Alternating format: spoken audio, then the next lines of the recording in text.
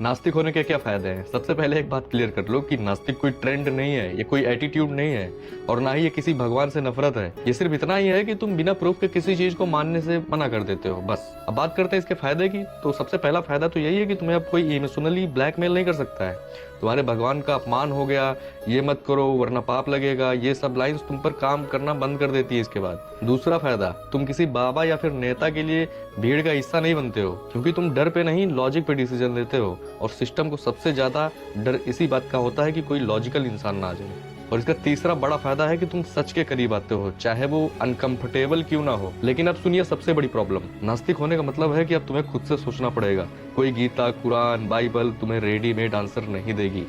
हर decision तुम्हें ही लेना होगा और जिम्मेदारी भी तुम्हारी ही होगी। और आप बताइए कि नास्तिक होना गलत है या फिर इस सिस्टम को सवाल करने वाले लोगों से नफरत है? नास्तिक होने के सोसाइटी को इंटेलिजेंट लोग बिल्कुल नहीं पसंद, क्योंकि इंटेलिजेंट लोग सवाल पूछते हैं, वो चुपचाप मानते नहीं है। और वो क्यों पूछते हैं? क्योंकि वो लॉजिक ढूंढते हैं। और सवाल पूछने वाले इंसान से सबसे ज्यादा डर लगता है सिस्टम को और समाज को। इसलिए बचपन से ही कंडीशनिंग शुरू कर दी जाती है, इतना मत सोचो, सवाल मत पूछो, जो चल रहा है वही सही है। स्कूल, कॉलेज, नौकरी, शादी, सब कुछ ऐसे डिजाइन किया गया है कि तुम सोचो ही नहीं, बस फॉलो करो। क्योंकि अगर तुम सोचने लगे तो तुम कंट्रोल में नहीं रहोगे, और जो कंट्रोल में नहीं रहता वो सिस्टम के लिए डेंजरस होता है। इसलिए सोसाइटी तुम्हें एक इंसान नहीं, एक चीज बनाना चाहती है, जो बोले नहीं, जो चैलेंज ना करे, बेसिकली जो अपनी फ्रीडम भूल जाए। और ये सब सुन के अगर तुम्हें अनकंफर्टेबल फील होता है तो शायद तुम वही इंसान हो जिससे सोसाइटी डरती है। मेरा एक सवाल है, तुम अगर आस्तिक हो तो एक बात याद रखना कि तुम जो आस्तिक हो ना, वो तुम्हारी चॉइस की वजह से नहीं हो। तुम पे आस्तिकता थोपी गई है। तुम्हें बचपन से ही सिखा दिया गया है कि तुम्हें किसमें मानना है, किसमें नहीं मानना है, तुम्हें क्या करना है, तुम्हें कहाँ जाना है, तुम्हें कहाँ नहीं जाना है। ये सारी चीजें एक आस्तिक इंसान पे थोपी जाती है, तब जाके वो एक आस्तिक बनता है। उसे बचपन से ही सिखाया जाता है। लेकिन अगर तुम नास्तिक हो तो कॉन्ग्रेचुलेशन, ये तुम्हारी अपनी चॉइस है। तुमने अपना दिमाग खोला है, तुमने चीजें देखी है, तुमने समझा है। एक समझदार इंसान बनने के बाद तुम नास्तिक बने हो। ऐसा नहीं है कि बचपन से ही तुम्हें नास्तिक बना दिया गया है, नहीं। सबसे पहले इंसान आस्तिक ही होता है, उसे चारों तरफ से आस्तिकता ही सिखाई जाती है। लेकिन अगर एक इंसान आस्तिक बनने के बाद नास्तिक बनता है तो वो अपनी चॉइस से बनता है। तो बेसिकली मैं कहना चाहता हूं कि आस्तिक तुम अपनी चॉइस से नहीं हो। तो अगर तुम आस्तिक हो तो तुम खुद पे प्राउड फील मत करना, क्योंकि तुम पर थोपी गई है आस्तिकता। लेकिन अगर तुम नास्तिक हो तो तुम अपनी चॉइस से हो। तुमने सोच समझकर अपनी आस्तिकता को छोड़ा है और तुम नास्तिक।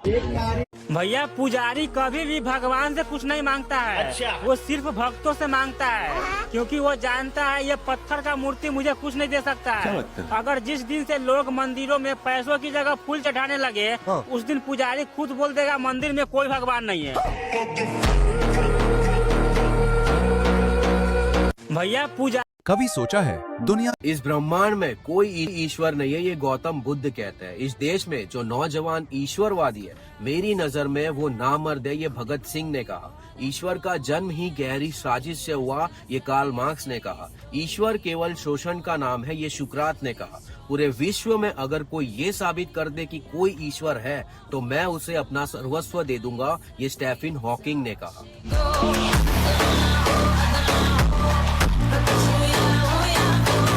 इस ब्रह्मांड में हेलो दोस्तों, अभी हम खड़े हैं इंडिया जयगांव वेस्ट बंगाल से। जी हाँ, ये बॉर्डर टाउन है। थोड़ी देर बाद हम एक दूसरे देश में पहुंचने वाले हैं। उससे पहले यहाँ का माहौल दिखाता हूँ और उसके बाद आपको बताता हूँ एक दीवार से कितना ज्यादा चेंज हो जाता है।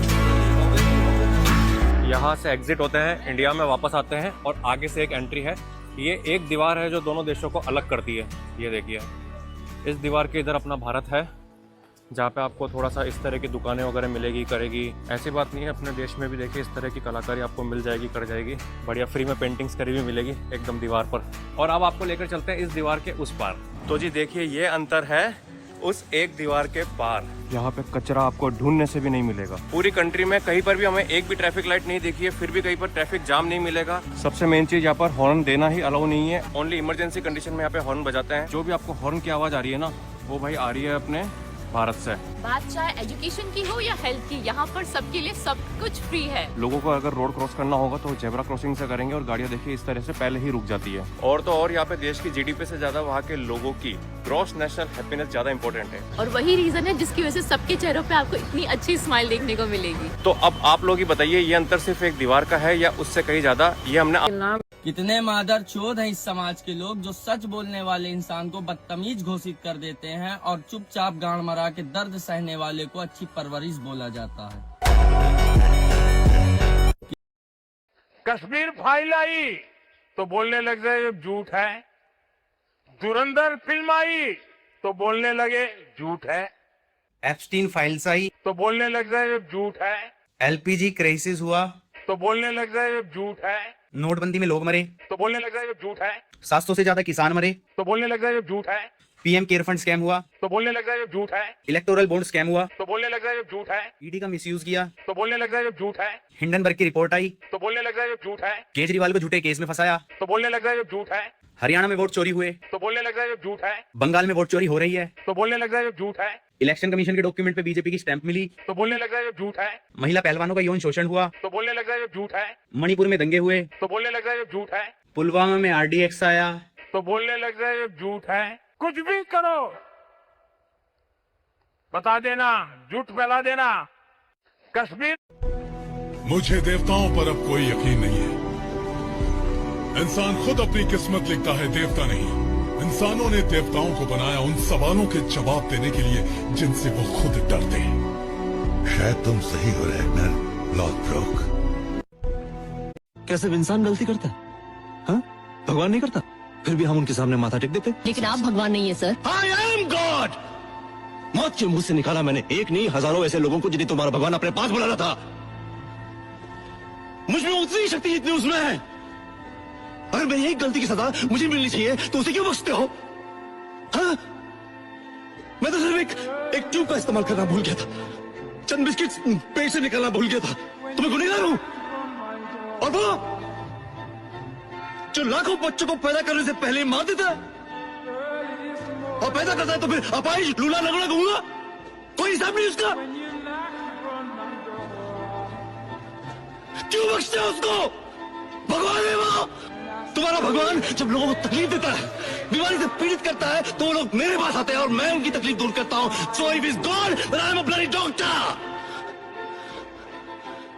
I'm as powerful as your so-called God.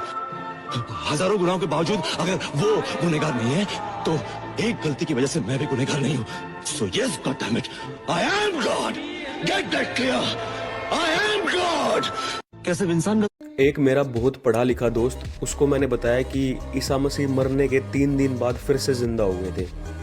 तो पहले तो वो खूब हंसा, उसके बाद बोला ये ईसाई लोग भी पागल हैं, कुछ भी मान लेते हैं, कुछ भी इनको बताया जाए उसी चीज़ पे विश्वास कर लेते हैं। फिर मैंने उसको बताया कि मुस्लिम भी मानते हैं कि पैगंबर ने अपनी उंगली के इशारे से चांद के 2 टुकड़े कर दिए थे।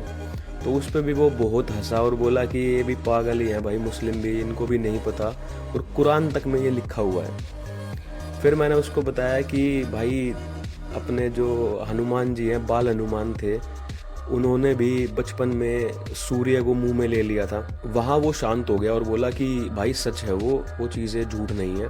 तो दूसरे धर्म पर जब बात आती है तो हम सोचते हैं, सोच समझकर जवाब देते हैं और हमारा दिमाग पूरा काम कर रहा होता है कि हाँ ये चीज़ नहीं हुई होगी, ऐसा तो हो ही नहीं सकता है। लेकिन जब बात अपने धर्म की आती है तो हमारी वो थिंकिंग काम करना बंद कर देती है और हम आंख बंद करके विश्वास करने लगते हैं, जो कि सबसे ज़्यादा गलत है। एक मेरा बहुत